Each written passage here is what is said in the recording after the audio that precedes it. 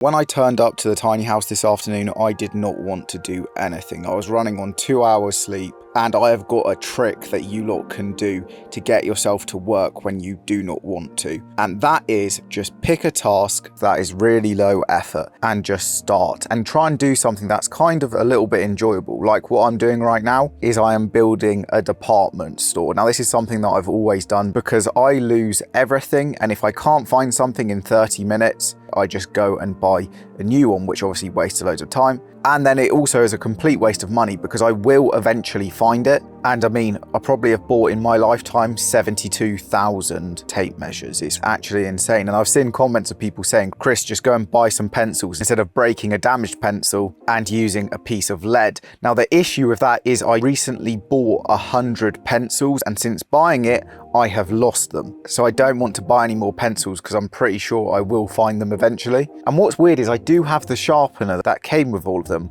I just don't have any of the pencils. So I think what happened is, as happens a few times with me, I might have accidentally thrown away the box that had them in it. I've always built these little store areas because once I've used something, I'll then try to always put it back where I got it from, and therefore it reduces the amount of times you lose things, and therefore you save a lot of time. And also, for sure, yeah, you could buy a toolbox, but I think it's a lot easier to actually be able to see everything straight away. And my one bit of advice when doing this is only store the tools you use frequently, because there's a lot of tools that you're only going to use for one specific task. Those I just chuck in toolbox, but the things that I'm using pretty much every day, those I'll put on the wall. You see, this trick that gets you to start working makes you then kind of forget that you're tired, and then you go, oh, do you know what, I might as well just do the final stage of trimming the skylight. So as you can see, I've used a razor blade to cut back all of the flashing tape, so there's a nice area for me to add the mastic, which is needed when I'm installing the skylight windows. You might also be thinking, Chris, why are you using an ice scraper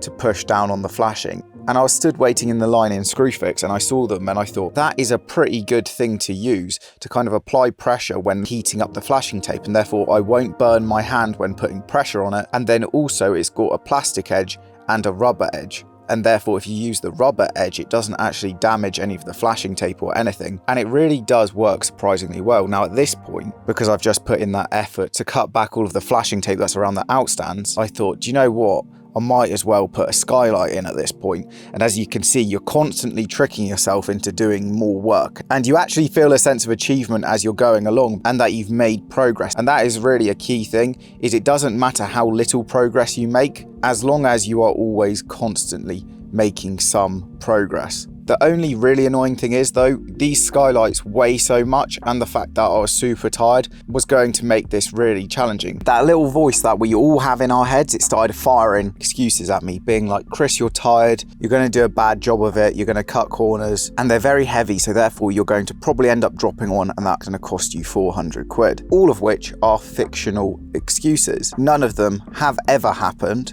and therefore I told myself to shut up and get on with it. And that is something that I think going to the gym taught me, because I haven't been to the gym since I was like 16, 17, and the reason I stopped was I was saving for my first house deposit, and at that time I had 2 gym memberships. One was 50 quid a month, the other was 20 quid a month, so 70 quid, 840 quid a year. But it's actually a lot more than that, because by the time you've driven to the gym, you've used fuel, then you bought an energy drink, and you're doing that every single day. That combined with the gym membership cost alone, it adds up to being quite a lot of money. And you might be thinking, Chris, that's only a couple grand a year, but a couple of grand times 5 is 10 grand. And in order to buy a £200,000 house, you're going to need a 9-10% deposit, so that's 20 grand. You can quickly see how if you apply that sort of mentality of saving everywhere possible, you can start saving money extremely quickly. Now, I might be a bit extreme with how little I spend, and I did used to really enjoy going to the gym. In fact, once I've moved into the tiny house, I'm going to get a gym membership. I think it's a really good thing, not only for your health, but also for your brain. And I can honestly say that going to the gym was one of the main things that taught me work ethic and discipline, because think about it, you've got to turn up every single day, apply the same amount of effort to reach the end goal you're going for. If you apply that sort of mentality to all aspects of life, you're going to become very successful. Even if you pick on an example like you want to become an artist and you want to learn how to paint, well, if you paint a little bit on the days that you really don't want to, you're going to get a lot better at painting in the long run, rather than if you had just made an excuse and gone, oh, I don't feel like it today. If you just cut past that internal BS voice It is amazing how far you can push yourself. And I mean, I've said this so many times, but the London project was the worst experience my brother and me have ever had. It was horrific. Full-time day job, 2 businesses, and then I renovated the London project from 8 p.m. at night till probably 12 or 1 in the morning, and then my alarm would go off at 6:15 every single morning. It was not healthy. A lot of people were telling me to chill out, but I actually realised that those people weren't really doing it for me when they were telling me to chill out. I think part of it is when people who haven't developed self-discipline or work ethic, when they see somebody else going for it, it really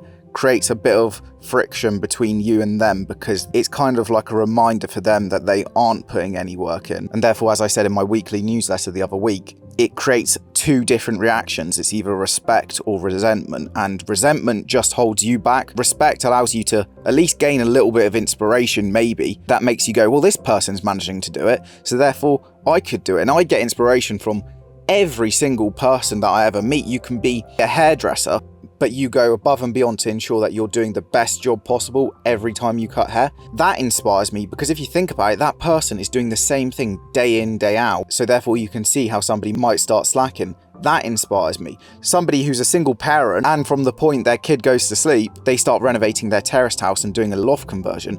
That inspires me. It's just people who's going for it with their dream, whatever it is. And I've never understood it, why so many people knock people. I think especially in England. I mean, you lot are great, but in my personal life, it's quite interesting when you start hearing and seeing the response of people when you decide, you know what, I don't want to just have what everyone around me has. I want to go for the things that I want. And yeah, I mean, I've got a million examples of people who kind of project how they're feeling about themselves. It really is very odd. Now, when it comes to installing these skylights, as you can see, I'm doing it in a little bit of a different way, because as one of you said, Chris, just undo the support screws and therefore you can carry the skylight within the frame, and therefore it reduces the chance of you smashing one. This worked unbelievably well, and I can honestly say that it's pretty effortless to install, except for the final moment of lifting the skylight. That really has resulted in some of my vertebrae turning to complete and utter dust. Like, I'm currently sat in the car right now doing this voiceover with my heated seats on full, just trying to make my back feel better. It's really stupid. And I didn't warm up or anything, and then I pulled a muscle in my shoulder. In fact, that was actually the first time I stopped going to the gym, is because I tore my rotator cuff. It's like a weird muscle that's within your shoulder. If you don't warm up properly, it can basically do a madness. So that really annoyed me when that happened, because when I went to a muscle person who knows about that sort of thing, they were like, yeah, don't go to the gym, you've got to do these weird exercises to repair it. And then after a few months, I went back to the gym, everything was fine, but then that is when I decided that I wanted to stop going to just save a bit more money so that I could buy a property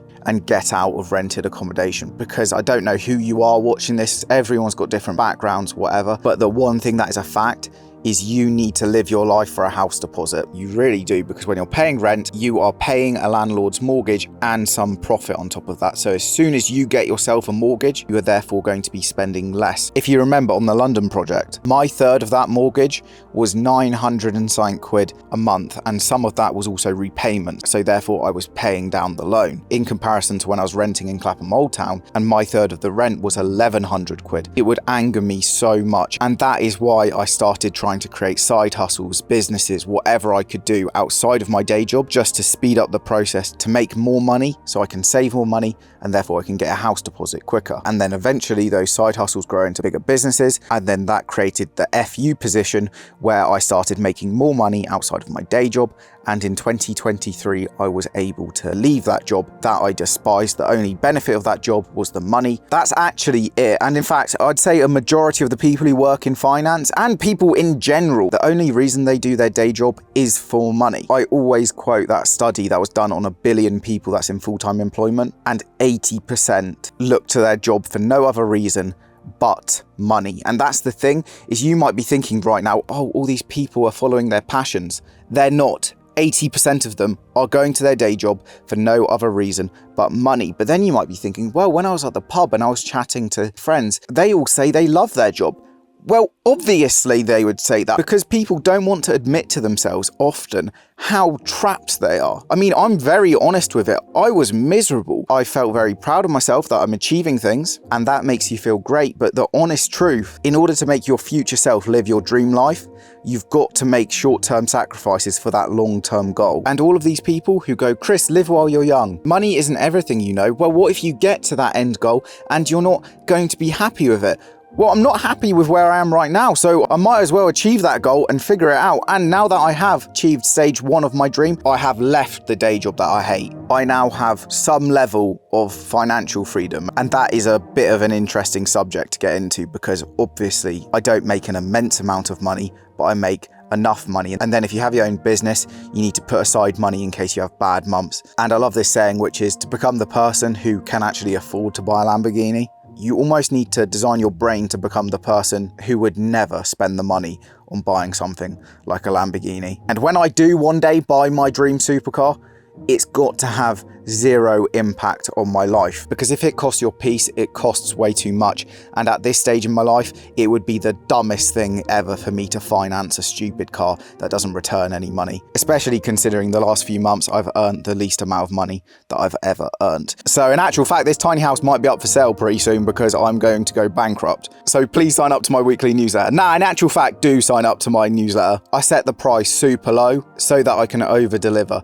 on the value, and the feedback that I've got so far has been amazing. So thank you to every single person who has signed up, and every single week I'm going to not only be teaching you everything about my world, all things renovation, DIY, how to find properties that you can add value to, but also everything from side hustles, starting your own business, what it actually takes to create the position to leave your 9-to-5 that you hate, all of that stuff and a lot more from a person who has actually now done it. In 2 months' time, it will be a year since I left my day job. And yeah, there's moments where I'm worrying about X, Y, and Z, and there's definitely stressful moments, but I can honestly say that I wouldn't have it any other way. I may be super tired, but I am also loving this. And there is this weird thing that I always heard people say, which is if you work for yourself in something that you're interested in, you will never feel like you're working a day in your life, because you would find yourself doing it even if you made no money from it. And that, I can honestly say, is so true. So thanks for watching. Like the video if you enjoyed it, subscribe if you're new, sign up to my newsletter, you honestly will not regret it. And as always, I will see you